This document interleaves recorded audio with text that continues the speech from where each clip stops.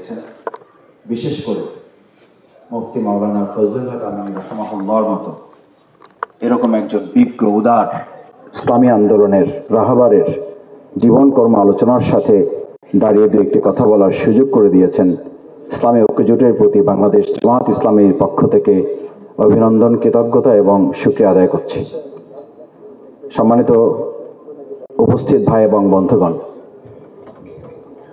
আমি ইসলামী ছাত্র শিবিরের তখন কেন্দ্রীয় সভাপতি হিসেবে কাজ করি। 2006 সালে রাজশাহী থেকে আমি আসছি। মুফতি ফজলুল হক আমিনী রাহিমাহুল্লাহ উনি ঢাকা থেকে উত্তরবঙ্গের দিকে যাচ্ছেন। মাঝখানে সিরাজগঞ্জের একটি হোটেলে একসাথে নাস্তা করার সুযোগ যখন হচ্ছিল, আমি কাছে গিয়ে হাত মিলালাম। আমার মাথাটা ওনার বুকের সাথে মিলালেন। আমি আমার বুকে এখনো মুফতি ফজলুল হক আমিনী রাহিমাহুল্লাহর উষ্ণ স্নেহ আমি অনুভব করি। একজন আলেমে দ্বীন, আলেমের একজন ছাত্রের জন্য কত বড় নিয়ামত। ওনারা এই পৃথিবী থেকে চলে যাওয়ার পর আমরা তা আরো অনেক বেশি হৃদয় থেকে উপলব্ধি করি। আল্লাহ সুবহানাহু ওয়া তাআলার কাছে আজকে প্রাণ ভরে দোয়া করি, মহান আল্লাহ রাব্বুল আলামিন আমাদের এই প্রিয় উস্তাদ, আমাদের এই সম্মানিত রাহবারকে জান্নাতুল ফেরদাউসের উচ্চ মাকামের জন্য আপনি তাকে কবুল মঞ্জুর করেন। তিনি শুধুমাত্র একজন বিজ্ঞ আলেমই ছিলেন, ব্যাপারটা তো এরকম নয়। তিনি অসংখ্য আলেম তৈরি করেছেন এবং আলেমদের ওস্তাদ ছিলেন শুধু না, তিনি অসংখ্য ওস্তাদ তৈরি করেছেন। আমাদের আলেমদের সম্পর্কে দেশের মানুষ এবং এই বঙ্গের অথবা এই উপমহাদেশের একটা ধারণা আছে, আলেমগণ শুধু সালাত আদায় করবেন, মসজিদ পরিচালনা করবেন, অথবা সমাজ রাষ্ট্র পরিচালনায় তারা শুধু মানুষকে নসিহা করে বেড়াবেন। সেই ধারণারও ভুল প্রমাণ করেছেন তিনি। ব্রাহ্মণবাড়িয়া 2 আসন থেকে তিনি 2001 সালে জনগণের ভোটে বিপুলভাবে তিনি নির্বাচিত হয়ে অত্যন্ত সততা, দক্ষতা এবং যোগ্যতা, সাহসিকতার সাথে জনগণের প্রতিনিধিত্ব শুধু নয়, তিনি কোরআনেরও প্রতিনিধিত্ব করেছেন। আমার এখন মনে আছে, ঘরানার বাইরের একজন মানুষ জাতীয় ঈদগাহে যখন তার জানাজা অনুষ্ঠিত হয়েছিল, ইসলাম ঘরানার বাইরের একজন মানুষের কথা বলছি, নাম বললে আপনারা চিনবেন। উনি তখন আমাকে বলেছিলেন আমার নামটা কাউকে বলবেন না।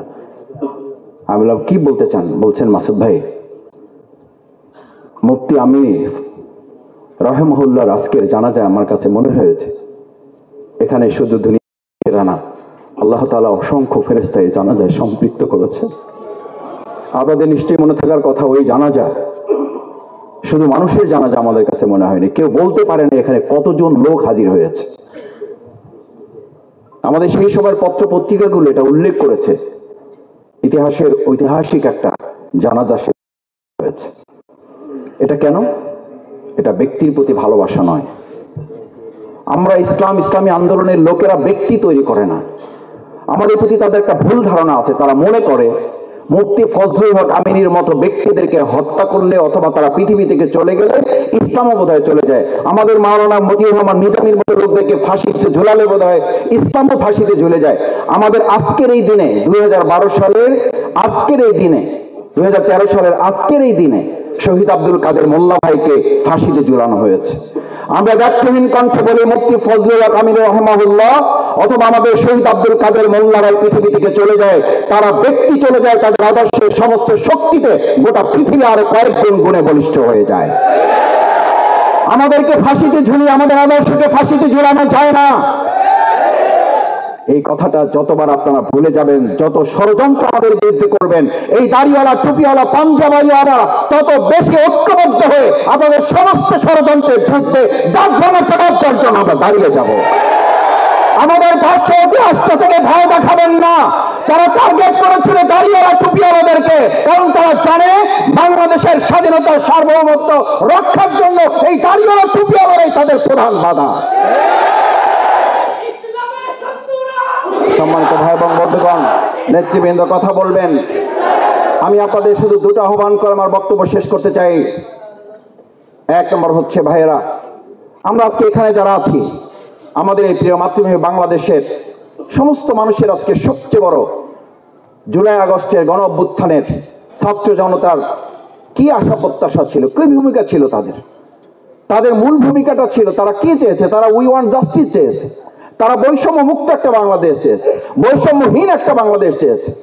আমাদের এই ইসলামপন্থী দলটাকে তারা প্রধান টার্গেট করে বাতিলটা কেন? তারা জানে এই বৈষম্যহীন বৈষম্য মুক্ত উই ওয়ান্ট জাস্টিসের বাংলাদেশ প্রতিষ্ঠা করার মতো আর নিয়ামক শক্তি